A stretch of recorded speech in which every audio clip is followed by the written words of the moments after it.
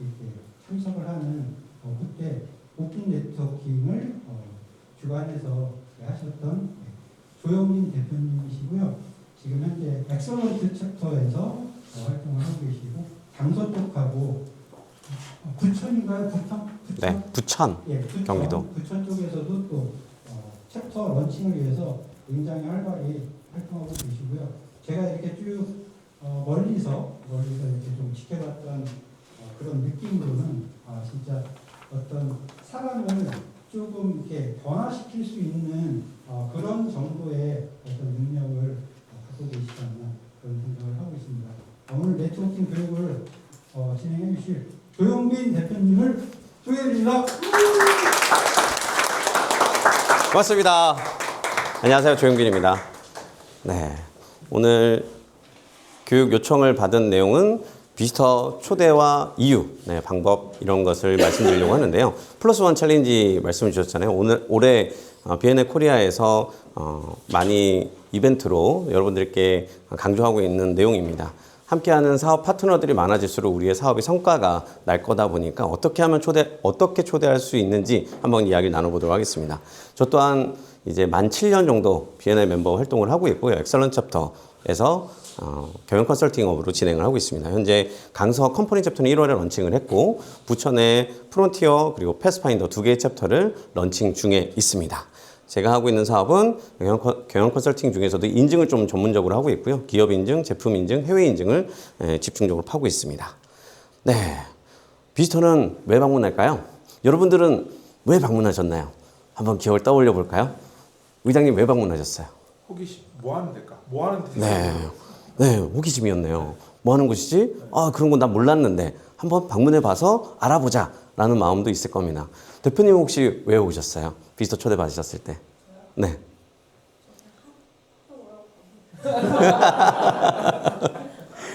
오라고 하면 오기도 하고, 네. 한번 와! 그러면 가기도 합니다. 네. 그리고 마지막, 내가 지금 어려운 점이 있는데, 또는 사업을 더 성과를 내고 싶은데, 또는 이런 해결자가 누가 있을까? 이런 고민 때문에 오시기도 합니다.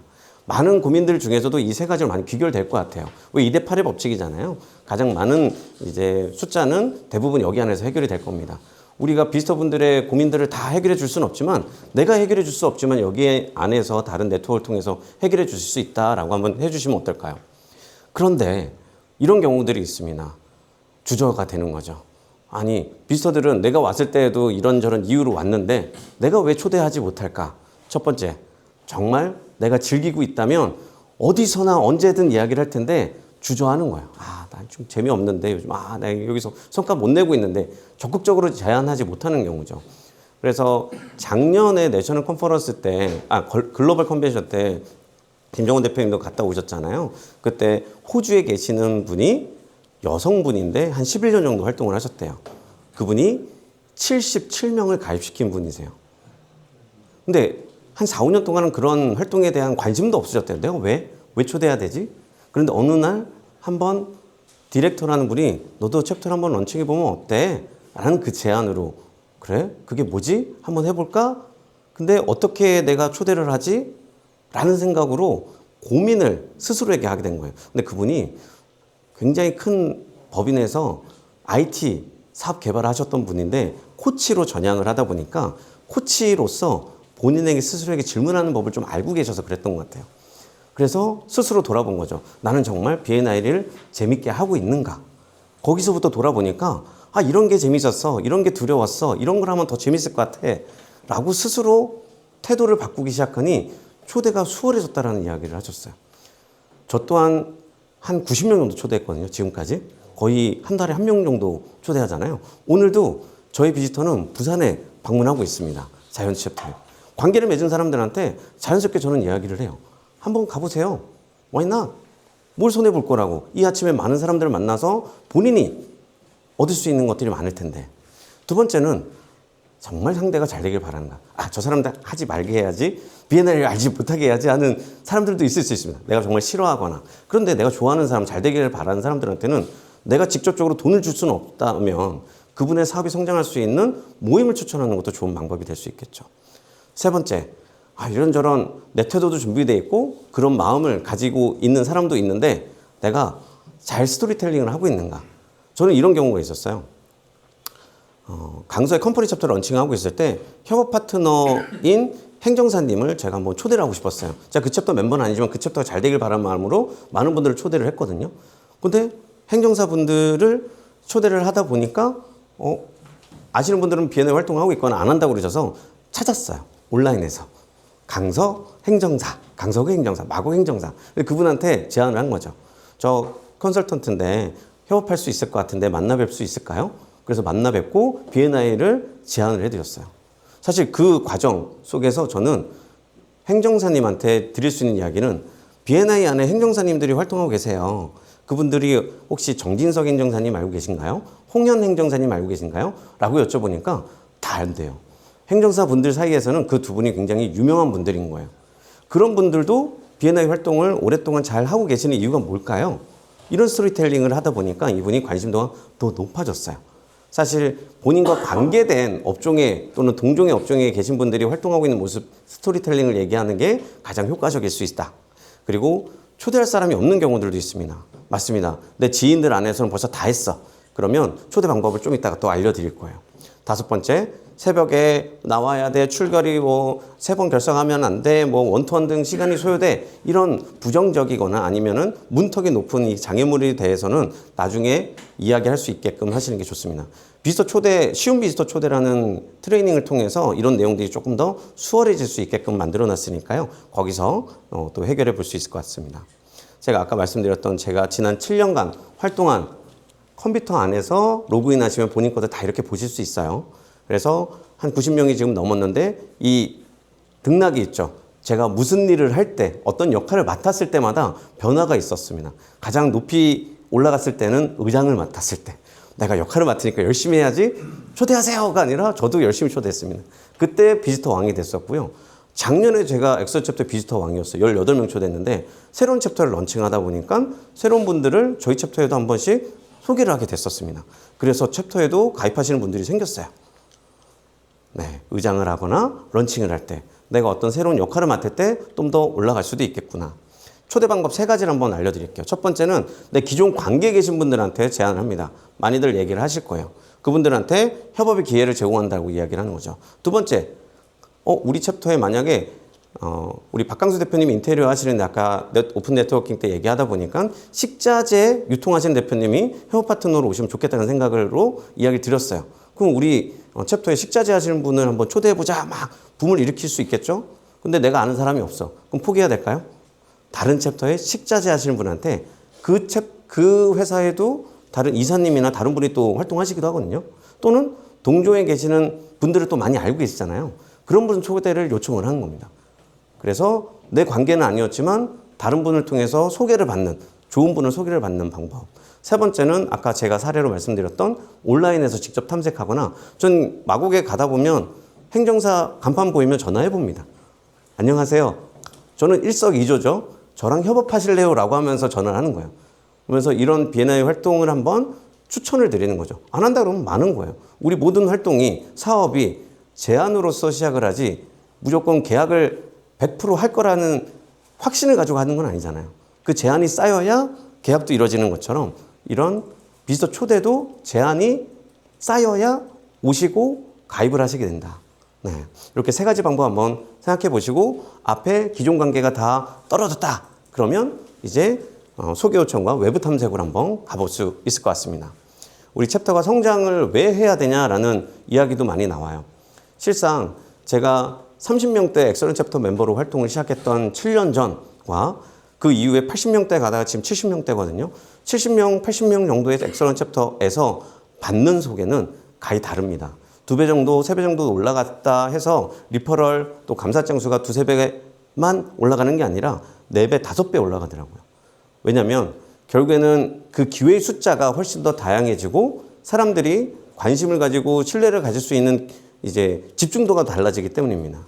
요 수치를 한번 계산법을 해볼까요? 단순하게 10명 정도라고 하면 M이 10이 되겠죠? 10 곱하기 9 나누기 2 하면 됩니다. 그러면 10명 정도의 멤버에서는 45개의 기회의 숫자가 있는데요. 20명일 때는요. 2배가 늘어나는데 거의 4배 되죠.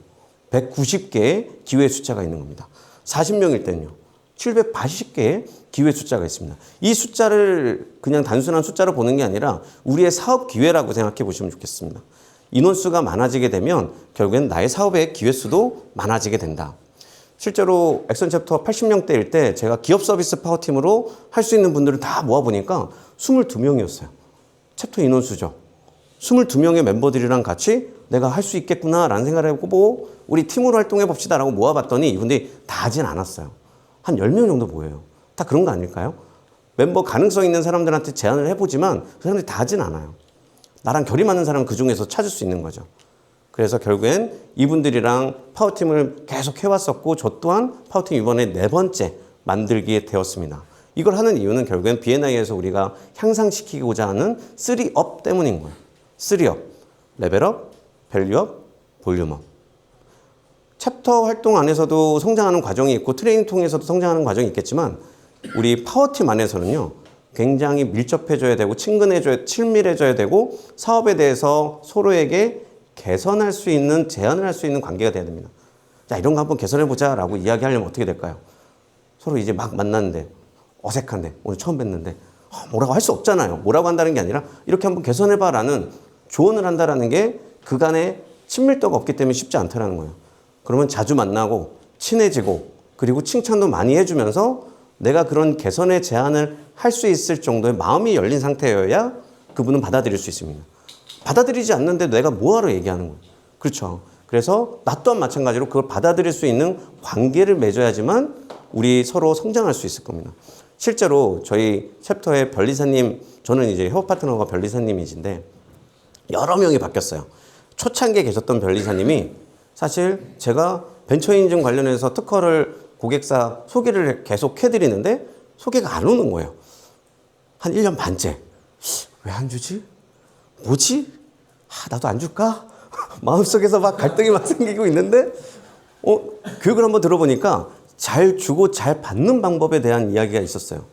내가 어떻게 제대로 요청하고 있는가? 돌이켜보니까 잘 요청하지 못하고 있더라고요. 그리고 그분이 어떤 상황인지 잘 확인 못 해봤더라고요. 그래서 다시 한번 원톤을 했는데 고객 리스트는 어떻게 되세요? 어떻게 만나세요? 어떤 관계 유지되세요? 물어보니까 단발성이 많았던 거예요. 그래서 소개를 해주기가 어려웠던 거죠. 그럼 이렇게 한번 해볼까요? 저도 강남구 상공에 활동하는데 송파구 계시니까 송파구 상공에 가서 고객도 만나시고 그런 분들을 제게 소개해 주시면 어떨까요? 그때 그분이 바로 실행하셨어요. 그래서 거기에 엘리베이터 제조하시는 대표님을 만났고 고객이 된 거예요. 그분을 소개해 주셔서 동행 미팅했고 저 바로 그날 계약했어요. 그래서 연간 자문 계약 맺고 월에 100만 원씩 받던 때였으니까 1200만 원의 수익이 생겼죠. 내가 만약 갈등이 생겨서 나도 주지 말아야지, 얘기도 하지 말아야지 했으면 그분은 저한테 줄 기회가 없었던 거예요. 그런 새로운 모임에 갈 기회도 몰랐던 거죠. 그 이후에 제가 중진공에서 하는 또 다른 모임을 하나 신청한다고 하니까 저도 갈래요. 그래서 그 모임을 시작해서 그분은 거기서 사무총장도 하시고 거기 고객들이 많이 생기기 시작했습니다.